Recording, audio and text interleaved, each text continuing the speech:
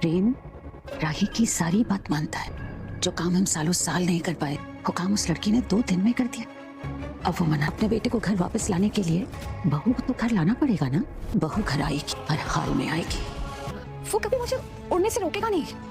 मेरे पंख, मेरा आसमान, वो दोनों बनेगा मम्मी। तो मुझे ना पराग अंकल, ख्याति आंटी, मोटी बा, प्रार्थना, इन सब का दुख ना मुझसे देखा नहीं जा रहा है। आई थिंक मुझे और प्रेम को शादी कर लेनी। नहीं, जो रिश्ते प्रेम खुद नहीं छोड़ना चाहता उसे नहीं। हेलो दोस्तों, अनुपमा में आज मोटी बा अनुपमा से भी रिक्वेस्ट करती है कि आप बोलेगी तो ये मना नहीं करेंगे शादी करने को। तो राही घर जाकर शादी करने का फैसला लेती है और अनुपमा से कहती है कि मैं यह शादी करना चाहती हूँ। हमारे सपने तो शादी के बाद भी पूरे हो जाएंगे। मोती बाती का रही थी, पहले मैंने उनका दिया हुआ साबुन लौटा दिया था, अब आप उनके घर सगुन लेकर जाओ। माँ अनुपमा रही को समझने की कोशिश करती है। बेटा, अभी इतनी जल्दी क्या है? मैं तुम्हारी शादी के खिलाफ नहीं हूँ, लेकिन मैं बस तुम्हें समझ रही हूँ कि शादी के बाद अगर उन लोगों ने तुम्हें काम नहीं करने दिया तो अगर तुम्हारे सपने अधूरे रह गए तो रही अपनी माँ की एक बात भी नहीं सुनती है। वह कहती है, माँ, जरूरी नहीं जो आपके साथ हुआ है वह मेरे साथ भी हो। प्रेम बहुत अच्छा लड़का है और वह मेरा साथ देगा। अगर घर वाले कोई मेरे सपने पूरे करने में मेरे खिलाफ होंगे तो प्रेम मेरा साथ देगा और वह मेरे पंख नहीं रोकेगा, मुझे उड़ने देगा। मुझे मेरे प्रेम पर पूरा भरोसा है। और उधर मोतीबा पराग से कहती है कि जो काम हम सब लोग इतने दिनों में नहीं कर पाए वह है उसे लड़की रही ने बस 2 दिन में कर दिया। हमारा प्रेम हमारे पास वापस लौट आया। अगर उन दोनों की शादी हो जाती है तो प्रेम हमेशा के लिए हमारे साथ रहेगा। अगर वह लड़की रही की वजह से हमारा प्रेम हमारे साथ है तो हम उन दोनों की शादी करवा देते हैं। इसलिए मैंने शादी कितनी जल्दी की है। और फिर अनुपमा रही और प्रेम की फोटो को फ्रेम कर रही होती है तो अनुपम के मन में एक जंग छिड़ी होती है कि कभी अनुपमा को डर सता रहा है तो कभी उम्मीद सी उठ गई है अनुपम के दिल में कि दोनों का रिश्ता अच्छा होगा, लेकिन साथ ही साथ डर भी है कहीं हमारी बेटी भी हमारी तरह दबकर न रह जाए, कहीं हमारी बेटी के सपने अधूरे न रह जाए।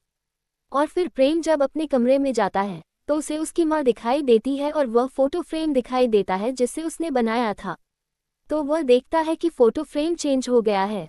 तो वह अपनी सौतेली माँ से पूछता है कि आपने मेरी फोटो को हाथ लगाया। तो उसकी माँ बताती है कि खिड़की से टकराकर यह फोटो गिर गई थी, इसलिए मैंने इसे फ्रेम कर दिया। प्रेम उसे डांटता है कि आप मेरी किसी भी चीज़ को हाथ न लगाए तो बेहतर होगा। और फिर उसकी सौतेली माँ से जाने लगती है। तो मोती बा से कहती है, तुम सौतेली थी, सौतेली रहोगी, तुम प्रेम की सगी माँ कभी नहीं बन सकती। और फिर परगना अपने जमाई से कहता है कि हमारा बिजनेस ऊंचाइयों पर चढ़ा है। हम तुमने और तुम्हारे पापा ने हमारा बहुत साथ दिया है बिजनेस में, और रिश्ते ऐसे ही समझदारी से निभाए जाते हैं, ऐसे नहीं कि किसी से भी रिश्ता जोड़ लिया। तो मोतीबा रहती है कि तलवार अपने बयान में रहे तभी अच्छा है।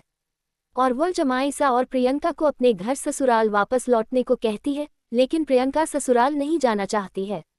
वह अपनी सौतेली माँ से कहती है कि मुझे ससुराल नहीं जाना है, अभी तो प्रेम वापस आया है और मुझे उसकी शादी में उसका हाथ बंटवाना है। मैं अभी वापस नहीं जाऊंगी, आप मोटी बा और पराग से बात करो। और अनुपमा अपने पति और बेटी का फोटो लेकर अपने पति से बातें करती है कि रही प्रेम एक दूसरे से बहुत प्यार करते हैं, दोनों की जोड़ी भी बहुत अच्छी है, लेकिन मोटी बहन ने वादा तो किया है कि वह शादी के बाद उसे काम करने देगी। अगर उसने नहीं करने दिया तो हो सकता है रही उनके ख्याल बदल दे, लेकिन कहीं रही के ही ख्याल बदल गए तो मुझे बहुत डर लग रहा है। मुझे समझ नहीं आ रहा है कि मैं क्या करूं। और राही और प्रेम रात को एक दूसरे से मिलने का फैसला करते हैं, लेकिन प्रेम को उसके चाचा और मोटीबा उसे पकड़ लेते हैं और राही को परी पकड़ लेती है। तो दोस्तों, आपको आज का एपिसोड कैसा लगा हमें कमेंट में जरूर बताएं और चैनल को लाइक और सब्सक्राइब करें। धन्यवाद।